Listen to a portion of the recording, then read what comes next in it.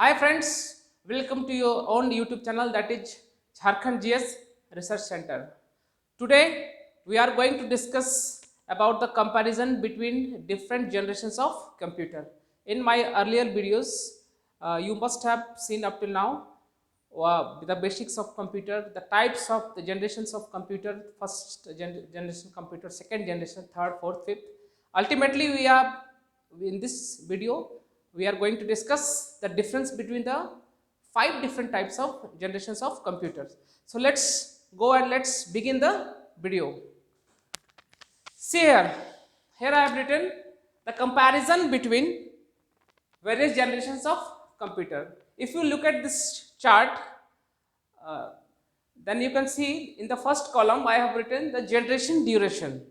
In the second column I have written first generation. Third column I have written second generation. Then we move on to the third generation, then fourth generation and fifth generation. If you talk about the technology, then we can say that which type of device is used in the different generations of computer. I mean to say, in the first generation, which type of device was being used in the first generation earlier, when the first generation of computer was in practical use. Okay, so at that time, during the first generation of computer, vacuum tubes were the devices used in that generation of computer. Okay, so we can say that this is the vacuum tubes. If you talk the if you talk about the second generation of computer, then it is the transistor which was being used as the device. Okay, if you go to the third generation of computer, then it is integrated circuit. In short, we can say that it is IC. In the most popularly it is known as IC in the short term. So it was being used as the device in the third generation of computer. If you move on to the fourth generation of computer, you can see that VLSI processor or very large scale integrated integration processor was being used in the fourth generation. And in the fifth generation, it is ultra large scale integration artificial intelligence. So basically these are the five devices being used in the five generations of computer. You have to just memorize, so that you can use in your exam. You can use this kind of these devices you can memorize and you can use in your upcoming exams. First generation, it is vacuum tubes. Second generation, it is transistor. Third generation, it is IC. In the fourth generation, it is VLSI processor. And in the fifth generation, it is ULSI artificial intelligence. Okay.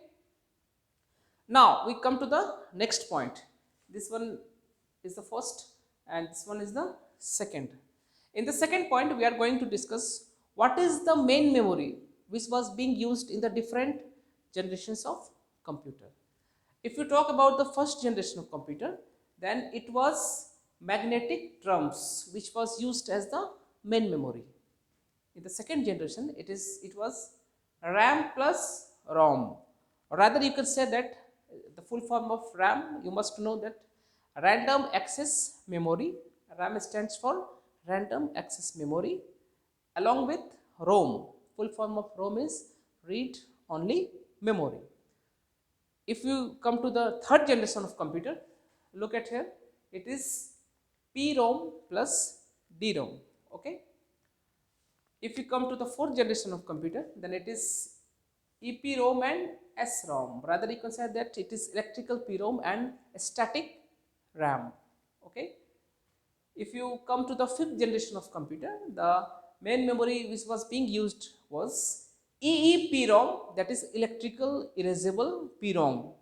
Then and SIMM, you can say that, and DIMM, that is DIMM. So this is about the main memory which was being used in the different generations of computer.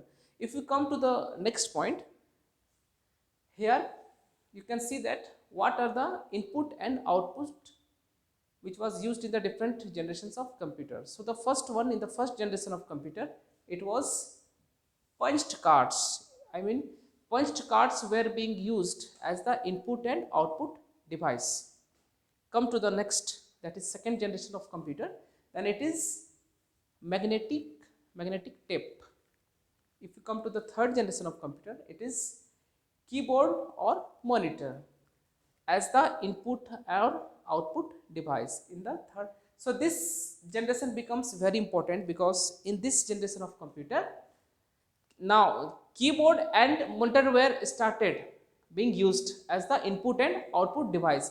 So this one is regarded as very important generation of computer. Okay, from this generation of computer onwards, we have been using this keyboard and monitor as input and output device. So it's very important.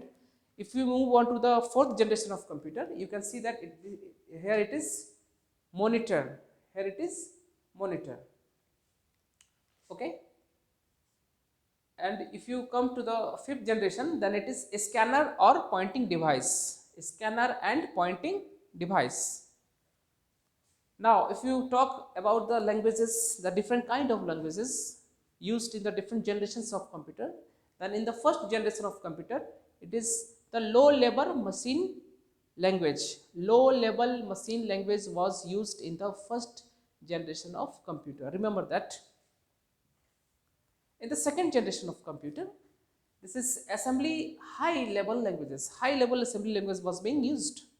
High level assembly level language was being used. Examples of these languages are basic and Fortran. You have to memorize this, basic and Fortran. If you come to the third generation of computer, then the languages being used was it was more high level languages. I mean, in the third generation, the more high level language was being used than the second generation of computer. If you talk about the fourth generation, then it is languages and applications. Okay, in the fifth generation, it is AI, that is artificial intelligence. So you have to just look out this chart and you have to make yourself aware about this kind of, about the different generations of computer. Now we talk about the operating system.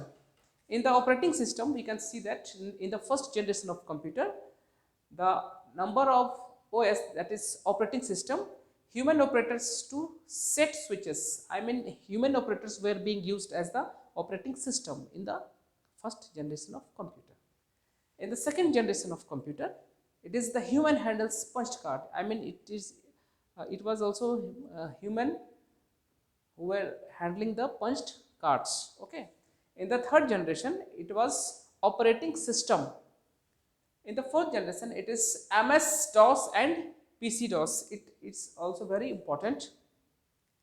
In the fifth generation, GUI based for X window. GUI, the full form being graphical user interface. I repeat, graphical user interface based for X window. This is the operating system for fifth generation of computer. And now come to the last point of this chart. It is about the size. I mean, the size is mini or the size is micro or it is in the big size. Let's see. So you can see that in the first generation of computer, the size of computer is not a very big size. It is the mainframe. In the second generation of computer, it is also comes as the mainframe. In the third generation of computer, there comes the mini computer. I mean, the size is getting decreased when we move from first generation to fifth generation. In the fourth generation, it comes a microcomputer, and in the fifth generation, it is very small computer. I mean to say that when we move from the first generation of computer to the fifth generation of computer, you can see that there is a decrease in the size of computer. The size of the computer started decreasing and the efficiency of the computer started increasing. Means it's now the if you move from the first to the fifth generation, now the computer is more efficient. It is multitasked, multi-operated, and we can perform multitask from the computer. So as we move from the first to the fifth, we can say that due to the globalization, due to the development around the world, the computer are we can see the computer are being used in everywhere. We can see the computer being used in banks, we can see computer being used in hospitals, airports, railways, everywhere we can see the use of computer. So with the passage of time, the computer is getting advanced, the computer is getting portable in size, small in size, but the speed of the computer is getting higher, it's getting increased and increased with increase in the when we go from the first to the fifth generation. And with the coming time we can say that when we move from the fifth to the sixth generation also, the efficiency of the computer will be increasing and the size will be getting more portable, small in size. So just wait what comes in the next generation. Up till now, if you like my video, please like it and please subscribe my channel, share my channel, and take care. Bye bye.